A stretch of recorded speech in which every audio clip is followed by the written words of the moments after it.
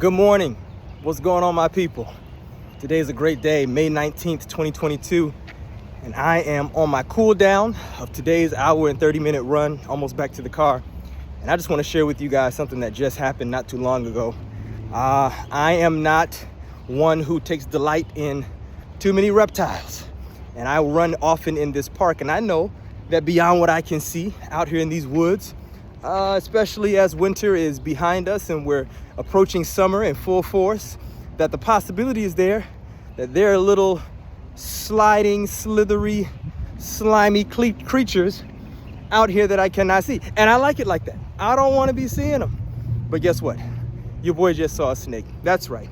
I was coming up the home stretch on the other end of the park, and I saw this car that had passed me stop and then reverse. I thought the car was coming back my way, but then it stopped as it was reversing. And I looked on the side of the car. I was a few hundred yards behind it, and I saw this thing slithering and turning and twisting as it was making its way across the road. So I stopped because I had a decision to make. I knew I needed to go forward because my car was beyond the snake crossing the road.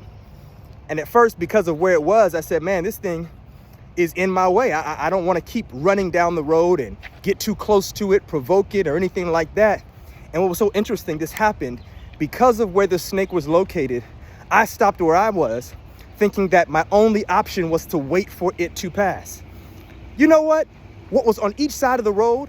On the left side, there was a large expanse of field. On each side of the road, there was a large field. And so instead of waiting for that joint to get out of my way, I went as far left as I could, went around it as far forward as I could, and then got back on the road. As I thought about it, I said, man, how many times do we pause on one road because there's an obstacle that may be intimidating, that may be a potential threat, and not realize this road is not my only option forward? That's all I wanted to tell you today. There may be something in your current pathway, but don't pause. Don't feel as though that's the only way you can go. There's another pathway. Sometimes you got to go a little to the left, then up, then get back on the road. One, to protect yourself. I don't want to be silly. I don't want to take deep breaths and act as though that potential threat is not there. But what I'm not going to do is act as though that obstacle now cuts off all of my options. Today, I want you to find another way forward. Peace.